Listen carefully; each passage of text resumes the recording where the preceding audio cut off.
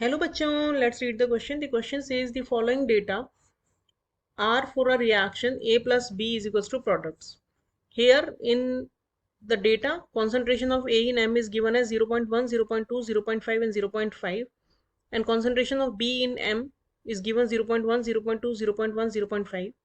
Initial rate in mole liter inverse second inverse is given 4 into 10 to the power minus 4, 1.6 into 10 to the power minus 3, 2 into 10 to the power minus 3 and 1 into 10 to the power minus 2. Calculate the rate constant. So before starting the question, let us check the key concept of the question.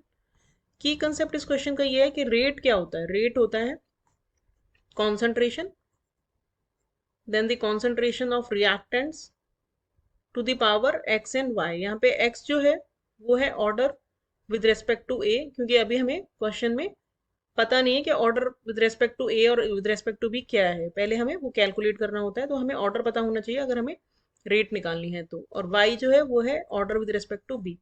Order अगर हमारे पास एक बार निकल जाएगा then we can calculate the rate constant using the formula rate divided by जो भी हमारा ऑर्डर आया है ए और बी का, वो रख के we can calculate rate constant. तो अब अगर हम इस क्वेश्चन का सोल्यूशन देखें तो जो पहला पार्ट है, जो पहला एक्सपेरिमेंट है, उसके हिसाब से रेट जो है वो हो जाएगी 4.0 into 10 to the power minus 4 is equals to K. A की कॉन्सेंट्रेशन 0.1, एक्स हम इसके रिस्पेक्ट में ए के रिस्पेक्ट में ऑर्डर मान रहे हैं, and then concentration of B यानी 0.1 और उसके रिस्पेक्ट में ऑर्डर है वाई. ये हो गया एक्सपेरिमेंट 1. एक्सपेरिमेंट 2 में के हिसाब से अगर हम रेट लॉ लिखें तो 1.6 into 10 to the power minus 3 is equals to K 0.2 to the power x 0.2 to the power y. ये हो जाएगी इक्वेशन 2.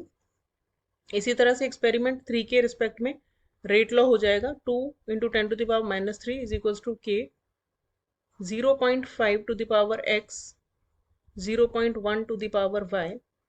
इसके हिसाब से हो जाएगी ये इक्वेशन हम 3 मान लेते हैं. और एक्सपेरिमेंट 4 देखें तो 1 into 10 to the power minus 2 is equals to K 0.5 to the power x into 0.5 to the power y. ये हो जाएगी इक्वेशन 4. अब हम अगर इक्वेशन 1 और 3 को कंपेयर करें तो इनमें कॉन्सेंट्रेशन ऑफ बी जो है वो कांस्टेंट रखी गई है. तो इन दोनों इक्वेशंस को यूज करके we can calculate the value of x. तो अब हम क्या करेंगे, हम इक्वेशन 3 को डिवाइड करेंगे 1 से. Divide equation 3 by 1. तो हमें क्या मिलेगा, 2 into 10 to the power minus 3 is equals to K 0.5 to the power x 0.1 to the power y divided by 4 into 10 to the power minus 4 is equals to k 0.1 to the power x and 0.1 to the power y.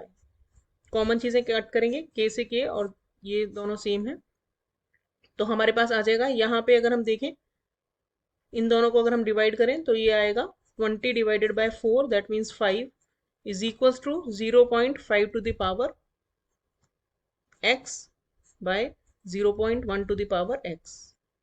Further calculate करेंगे तो ये basically 5 to the power x आ जाएगा.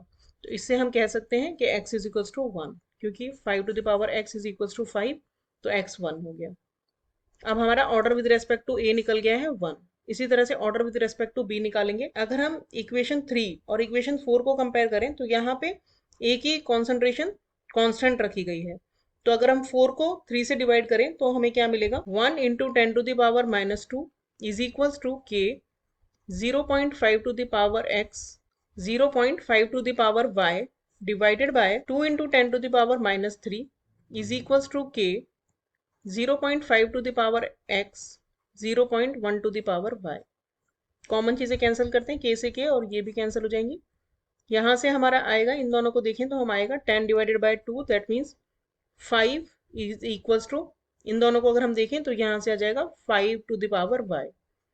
तो इससे क्या पता लगेगा कि y भी हमारा 1 है, यानी order with respect to y भी, सॉरी b भी हमारा 1 आ गया. तो हम रेट लॉ लिख सकते हैं. रेट लॉ हो जाएगा रेट इज इक्वल्स टू के a एंड b दोनों की पावर 1 हो गई.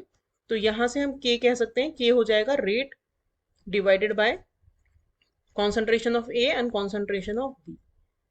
अब हमें ये जो 4 एक्सपेरिमेंट दिए हैं इनमें से हम कोई भी एक वैल्यू ले सकते हैं, रेट की भी और कॉन्सेंट्रेशन की, उसके हिसाब से हम के निकाल सकते हैं। So let's take the experiment number 1। तो यहां से के आ जाएगा रेट यानी 4 × 10⁻⁻⁴ डिवाइडेड बाय कॉन्सेंट्रेशन ऑफ ए जो कि 0.1 है, कॉन्सेंट्रेशन ऑफ बी वो भी 0.1 है इन एक्सपेरिमेंट 1। तो ये जाएगा 4 × 10⁻⁻² यानी कि 0.04। और रेट कांस्टेंट का जो यूनिट होगा वो होगा mole inverse litre second inverse, क्योंकि ये सेकेंड ऑर्डर रिएक्शन है। ऑर्डर जो ओवरऑल इस रिएक्शन का है वो 1+1 यानी कि 2 है। तो जो सेकेंड ऑर्डर रिएक्शंस होती हैं उसके लिए यूनिट ऑफ रेट कांस्टेंट ये होती है। So this is our final answer. Hope you understood the solution well. Thank you.